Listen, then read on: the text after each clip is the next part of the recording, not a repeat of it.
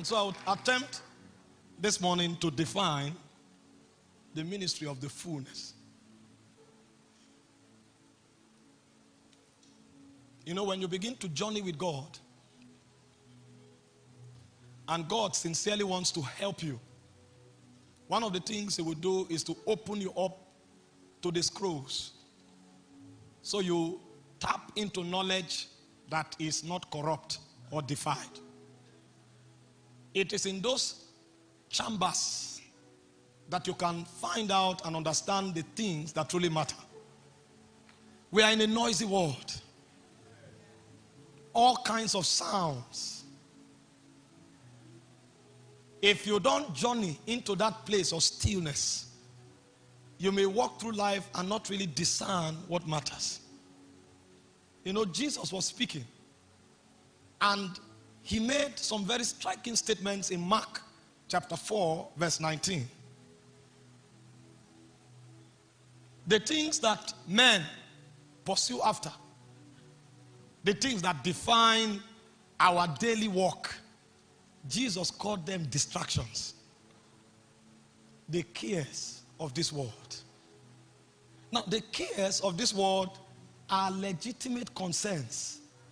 It's not a sin. What to eat, what to wear, where to lay your head, this is not sin. These are legitimate things. But when He began to speak from the heights of Zion, He said these things are a distraction. He now spoke about the deceitfulness of riches.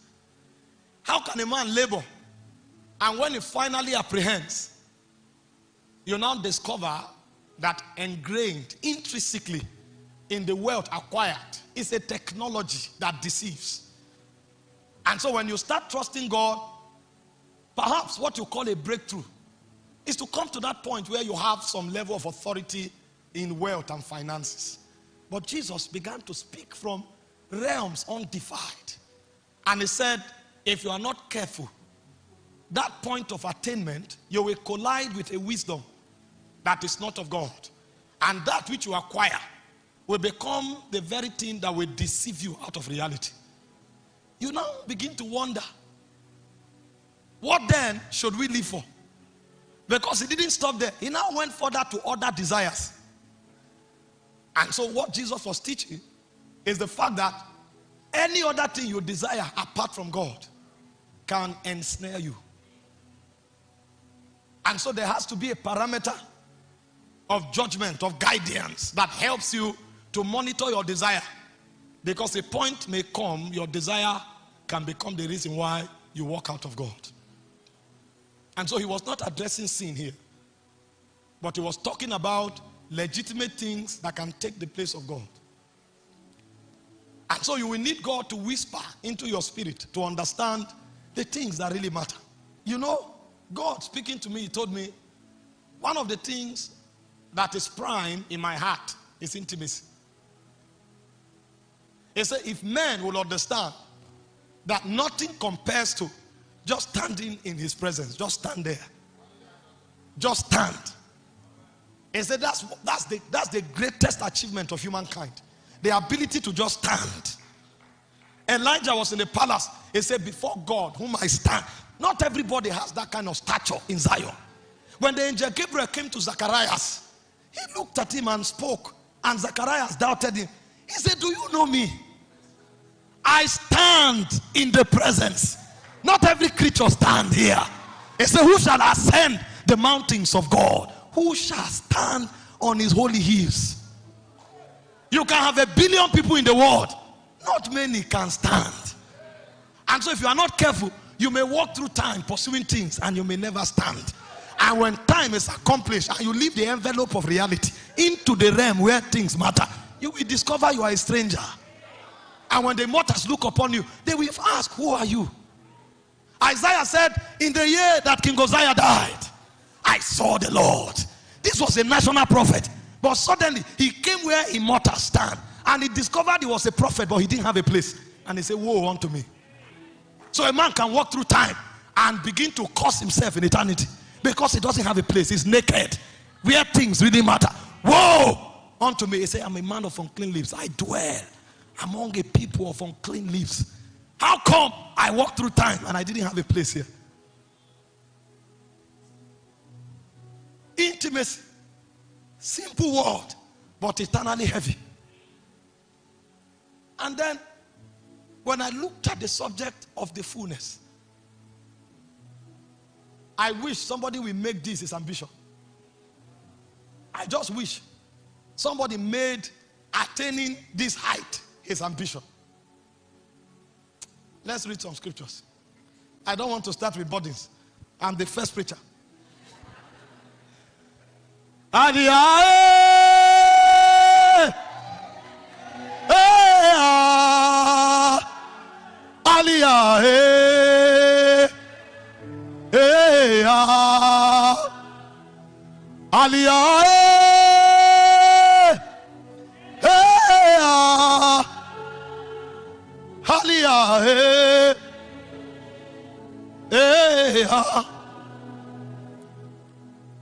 The ultimate manifestation of Jesus was not a miracle. The ultimate manifestation of Jesus was not the fact that he could raise the dead. Because there's a realm where people don't die. Raising the dead is necessary because he came into a fallen world. And so he needed to restore men. His ultimate manifestation was not to heal the sick. There's a realm where the body knows no corruption. The ultimate manifestation of Jesus was the fact that he could host the fullness of God. In Colossians chapter 2 verse 9, it said he pleased the Father. Now, if you are wondering why he said, this is my beloved Son, in whom I'm well pleased, this is the foundation. He pleased the Father that in him should all the fullness of the Godhead should dwell bodily. The ultimate manifestation of Jesus is the fact that for the first time there was a location in the creations of God where God could be trapped.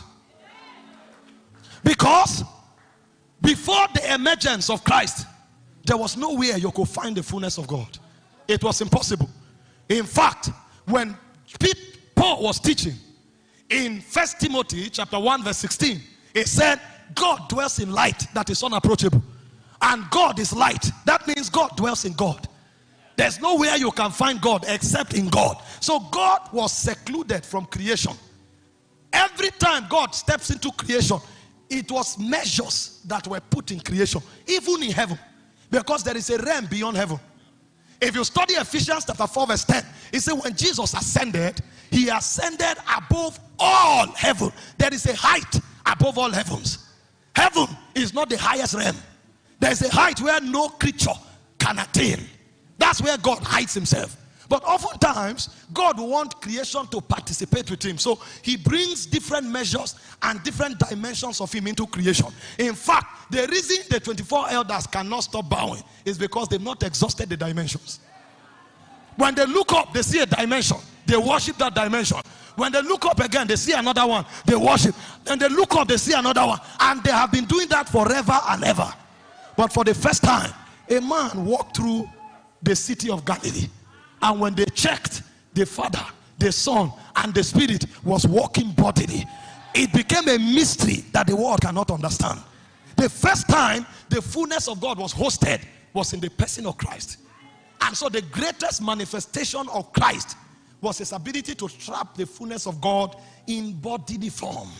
He captured the whole of God. He captured the totality of God. He kept God within his chambers. That's why Hebrews chapter 1 from verse 1 to 3 say, God, who at sundry times and in diverse manners spake in time past unto the fathers by the prophets, hath in this last day spoken to us by his Son, who being the heir of all things, the brightness of his glory, the express image of his person. Jesus was the full manifestation of the glory and of the brightness of God. The first time God could be trapped was in Christ Jesus.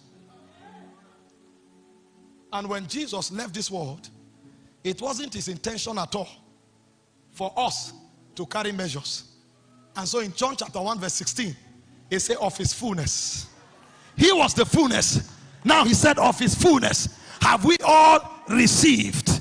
Of his fullness have we all received from grace to grace. So as we journey from one level of grace to grace, what we are doing is the business of the fullness. What we are doing is to attain the fullness of the stature. That's why Ephesians 4:11, he said, it's to some he gave to be apostles, to some he gave to be prophets, to some he gave to be evangelists, to some he gave to be pastors and teachers for the equipping. That means we needed to be trained to come into experiential manifestation of the fullness of God that is in our spirit. So the job of the apostle is not to heal the sick.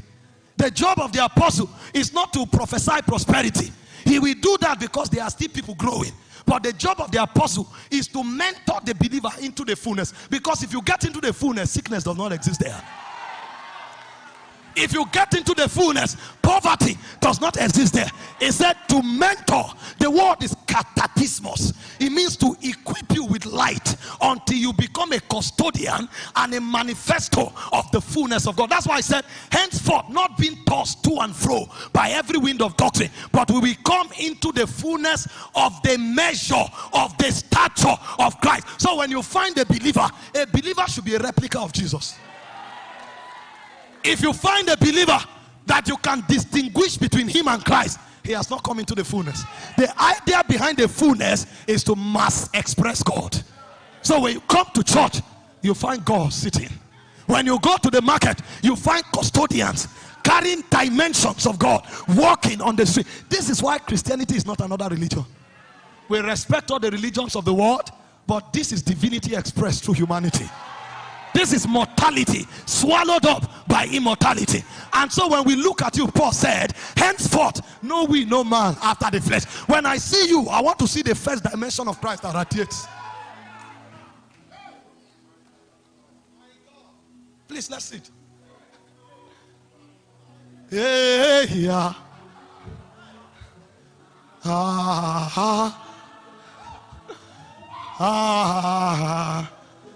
God is not looking for preachers. He's not looking for singers. He's looking for witnesses. Because a witness is a custodian. When he shows up, he reveals God. He can reveal God through singing. He can reveal God through preaching. He can even reveal God through drawing. But anything he does, he emits God. Like a radiating agent. He emits God to a world. Because our world is full of darkness. They are looking for God. God is the cure of the affliction of this age. And so the era to brag with a title is over. The era to brag with a gift is over. The era to brag with a car is over. When you show up, they find out, what constituency of the spirit are you coming from? What dimension of God do you carry? Are you of the order of light? Are you of the order of the glory? Are you of the order? Because that's what the world is seeking. The ministry of the last day is the ministry of the fullness. That when men walk, it will be an army of Christ walking. When we enter a city, it's an army of Christ walking. And when you touch us, you know you've touched God. That's why Paul said, be ye followers of me, even as I'm the follower of Christ. If you see me, you've seen him. John said, as he is. Who talks like that? He knows where he's talking from. Because there's a reality that mortality must be swallowed up by immortality. There is a place humanity must get to where they become vital custodians of immortal dimensions. That when you talk to men and touch men, you touch God. One of the most troubling stories I heard in my life was the fact that India today is not a Christian nation because of Christians. Mahatma Gandhi was in South Africa. They spoke to him about Jesus. He was so fascinated and he wanted to know Jesus. And so he thought the natural thing to do, or the best way to get to know Jesus, is not just to read a book, but to find out those who have met him and see what they look like. Because at the end of the day, that's what he will also look like. And when he came into the gathering of the saints, he was segregated. And he said, if I've not seen you, I would have believed you're Jesus. We must produce Bible, but there are no witnesses. The first witness is a man who has touched God. And so in the ministry of the fullness, our goal and our focus is to become the host of God. Because this is the burden of God from ages past. After he created the world, he needed to be a participator of the world he has created. But he was too big for the world. And so there was no dwelling place for him. In Isaiah 66 from verse 1, he said, where is the house that you have made for me? He said, heaven is my throne. The earth is my footstool. But where is the house that you have prepared for me? And Paul came through spiritual technocracy. He said in 1 Corinthians chapter 6 verse 19, he said, you are the house of God. You are the tabernacle of God. You are the host of God. You are the answer to the question God has been asking for ages past. And so every time you want to find the fullness of God, you are supposed to come look for believers. And then we ask you, which of his dimension are you looking for? Is it his power? Is it his excellence? Is it his wisdom? Is it his authority? Is it his glory? We buffet him. We are a buffet of God. Because when you enter the glory, you will discover. See, the reason God created you the way he did was not because he wanted to be creative. The reason he created you the way you are is because every part of you represents something in the glory. The hand of God is power. That's why I say lay hands on the sick. Your hand is a symbol of power. God's hair is his purity and his agelessness. So when we talk immortality, that's why when men grow old, their hair becomes white. Because when you see God, his hair is white. He speaks of purity and agelessness. God's face is his presence. He speaks of his government. That's why when you look at a man, if he's wrong, he knows. Your judgment is communicated through your sight. God's feet is his reign. That's why it's anywhere you step to, I've given to you as a possession. Because his reign is in his feet. He shall put his enemies at his footstool. And he said, where the soles of your feet shall step to, I have given to you. You are a reflector of the glory. But you need to understand the technology of hosting and manifesting God. Because the whole idea behind the fullness is to host him and to express him. Some of us, we've represented and manifested where we came from for too long. When you speak, in fact, you take pride in the fact that you are from the eastern part of Nigeria. We are wise people. They know they cheat us. That's a falling level of life. I'm from the west. We are educated. Every compound there's a professor trained by mundane people. Whereas there are lecturers in light. There are elders in the spirit that don't only teach but transfer reality. Paul was bragging like that he was a Pharisee of Pharisees, bragging with mundane knowledge until a time came. He said, I knew a man many years ago. Whether he was in the flesh or in the spirit, I can't tell. But that man was carried to the third heaven. He knew a place that was superior to all the lecture rooms he entered on it. That bragging ended. A generation that brags with suit. Brags with where they've gone to. I was in the UK yesterday. Really? Do you know that while you are saying you were in the UK yesterday, somebody is still standing in the presence of God? I was in the UK when men are saying, before God whom I stand. And they became so immortally relevant. Did you not read about Elijah? Only Elijah lived in this world 4 times. God was looking for a way of reproducing Elijah because he lives in the presence. The Bible said Elijah the Tishbite, we didn't know how he came. He came from nowhere and he went back to nowhere. Elijah the Tishbite, who was of the inhabitants of Gilead, came to the king and said, before God whom I stand. And after Elijah was carried to heaven, we thought his story was over. And then a voice was heard in the wilderness and he said, he shall come in the spirit and in the power of Elijah. And we thought that was over. Jesus was on the Mount of Transfiguration. And then Elijah came again and began to tell him what he will do in Jerusalem. As if that was not over. He said there are 2 witnesses who are still coming. Elijah will come again. One man is so relevant that God has to bring him to the earth again and again and again. And we are bragging that we went to the United States.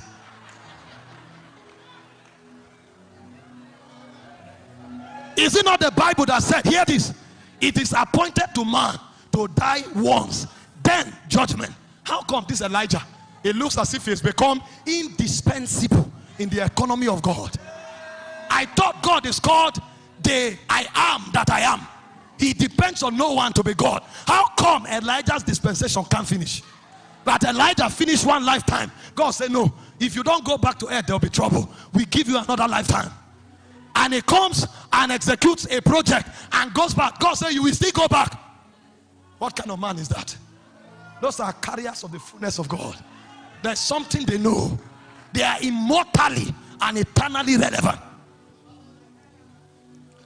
No wonder God could not afford to put his body in debt, because God will need to use him many times.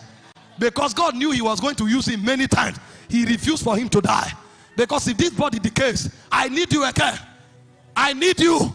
If you finish now, there will be problem in the world. And every time Elijah came, if he didn't come, there will be crisis on the earth. Because if he didn't come to announce the coming of Jesus, there will be no savior. If he didn't come to tell Jesus what to do in Jerusalem, there will be no cross. So the man was so important that the earth was shaped by his life and ministry. The ministry of the fullness.